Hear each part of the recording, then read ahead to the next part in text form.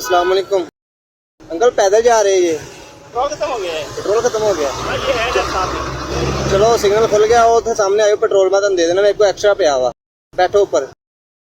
ये निकालना पड़ेगा ना आपको? नहीं उधर आए ना, मेरे पास बोतल में है, बोतल में। अच्छा, ये सिग्नल खुल गया है, आप उधर आ जाएं तो हम मैं ये साथ ही है वैसे पंप। वो दूर है, 1 किलोमीटर है शायद। नहीं नहीं नहीं, ये साथ ही है। ये बोले चुकी के आगे नहीं, है। नहीं, नहीं, नहीं। चले मैं आपको दे देता हूँ वहाँ तक जाने के लिए। ये जो है ये फैसल मोर अड्डा इसके साथ है। नहीं नहीं, वो आगे है, हैं? आगे है आगे। अच्छा, हाँ जी, अजीज फातिमा हॉस्पिटल। हाँ जी, इतो इधर नु। हाँ जी,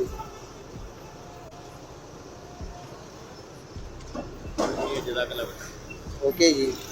मैं देख रहा पैदल आप चल रहे हैं। चले जज़ाकल्लाह, खुश रखे आपको। हाँ ये मैं तो मेरी तरह मेहमान है किसी के ना। अच्छा हाँ जी, बाइक भी उनका लिए। अच्छा, तो पता ही नहीं था कि पेट्रोल कोई नहीं, अल्लाह पाक आसानी पैदा करे। खुश रखे।